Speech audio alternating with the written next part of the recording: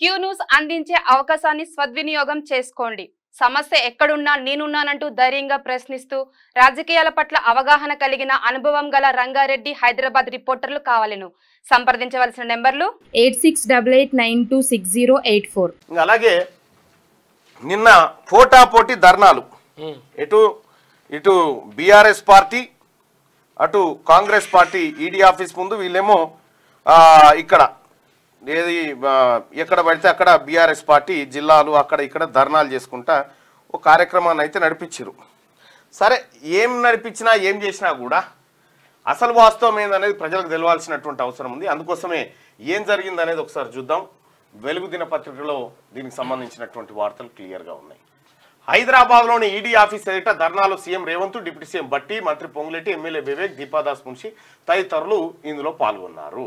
ఇక్కడ ఆ నలుగురు దేశాన్ని దోచుకుంటున్నారు. మోదీ, అమిత్ షా, అదానీ, అంబానీపై CM Revanth Reddy fire. Adani scam పై కేసీఆర్ ట్విట్టర్ టిల్లు ఎందుకు మాట్లాడతలేడు? రాజీవ్ గాంధీ విగ్రహంపై చేయేస్తే వీపు చింతపండే. 10 ఏళ్లలో సెక్రటేరియట్ వద్ద తెలంగాణ తల్లి విగ్రహం ఎందుకు పెట్టలే? బీఆర్ఎస్ సన్నాసుల మాటలు నమ్మి రైతులు రోడ్డెక్కొద్దు. రైతులను పీల్చి పిప్పి చేసిన దోపిడీ దొంగలు కేసీఆర్, కేటీఆర్, హరీష్ రావు. వచ్చే అసెంబ్లీ ఎన్నికల్లో బీఆర్ఎస్ కు 9 సీట్లు కూడా మిగిలవని వ్యాఖ్య. అదానీ స్కామ్ పై జేపీసీ వేయాలన్న డిమాండ్ తో ఈడీ ఆఫీస్ ముందు కాంగ్రెస్ పార్టీ ధర్నా కార్యక్రమాన్ని నిర్వహించింది. దేశాన్ని దోచుకుంటున్న దుష్ట చతుష్టయం మోడీ, అమిత్ షా, అదానీ, అంబానీ అని సీఎం రేవంత్ రెడ్డి ఫైర్ అయ్యారు.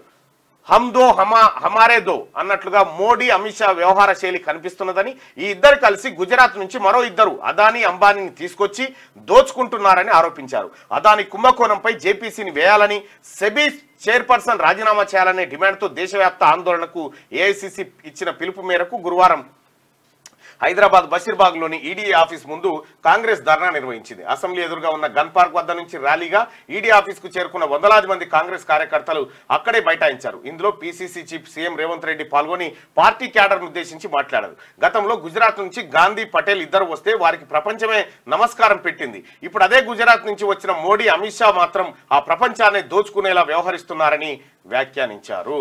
సో ఏం జరిగింది నిన్నంటే, ఇక్కడ హిండెన్బర్గ్ నివేదిక ఏదైతే ఈ సెబీ చైర్మన్ ఎవరైతే ఉన్నారో ఈ సెబీ చైర్మన్ అదానీతో కుమ్మక్కైపోయి అదానీ షెల్ కంపెనీలలో షేర్లు సంపాదించి సో వీళ్ళు మూకుమ్మడిగా దోచుకుంటున్నారనే విషయాన్ని హిండెన్బర్గ్ బయటపెట్టింది. హిండెన్బర్గ్ బయటపెట్టుతోని అదానీ షేర్లు కుప్పగూలిపోయి 50,000 కోట్ల నష్టాల్లోకి వెళ్ళిపోయింది. నష్టాలు చెవి చూసింది షేర్ మార్కెట్లో.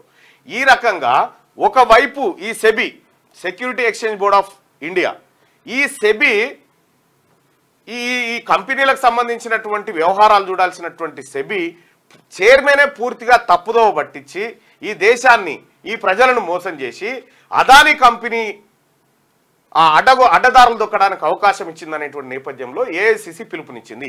జేపీసీ, జాయింట్ పార్లమెంటరీ కమిటీ ఏమని చెప్పి ఏఐసీసీ చెప్తే నేను వాళ్ళని ఏమనను, వాళ్ళు ఆనిముత్యాలు, అదానీ, అంబానీ ఈ దేశం ఎడమ భుజం కుడి భుజం అసలు మనుషులు, వాళ్ళని ఏమనను, వాళ్ళు మంచిగా ఉండాలి అని చెప్పి నరేంద్ర మోడీ గారు. అసలు ఆడ ఏమి తప్పు జరగకపోతే జాయింట్ పార్లమెంటరీ కమిటీ వేయడానికి మీకేం ఇబ్బంది అనేది కాంగ్రెస్ పార్టీ వాదన, ఇండియా కూటమి వాదన. సో దీన్ని వ్యతిరేకిస్తూ నరేంద్ర మోడీ గారు ఇక్కడ ధర్నా ఉందని ఆయన పోలాండ్, ఆ తర్వాత ఉక్రెయిన్ ఈ పర్యటనలకు వెళ్ళిపోయింది ఆయన.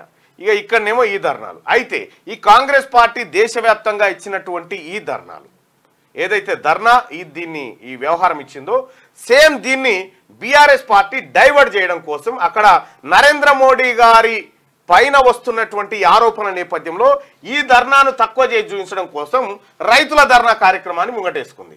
అంటే కాంగ్రెస్ పార్టీ ఎప్పుడైతే అదానీ, అంబానీ, మోడీకి సంబంధించినటువంటి వ్యవహారాన్ని పరిశీలిస్తూ ఉంటుందో, వాటి పైన ఆందోళన చేస్తుంటో ఆ టైంకు మోడీని కాపాడడానికి వెంటనే రంగంలోకి దిగుతుంది అన్నట్టు బీఆర్ఎస్ పార్టీ.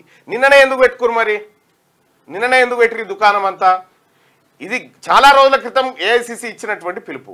నిన్న దుకాణం తెరిచి నరేంద్ర మోడీ గారి టాపిక్ ను డైవర్ట్ చేసినటువంటి పరిస్థితి బీఆర్ఎస్ పార్టీ చూస్తా ఉన్నాం. ఇక పుణ్యాత్ములు చూడరు. లైక్ చేయండి.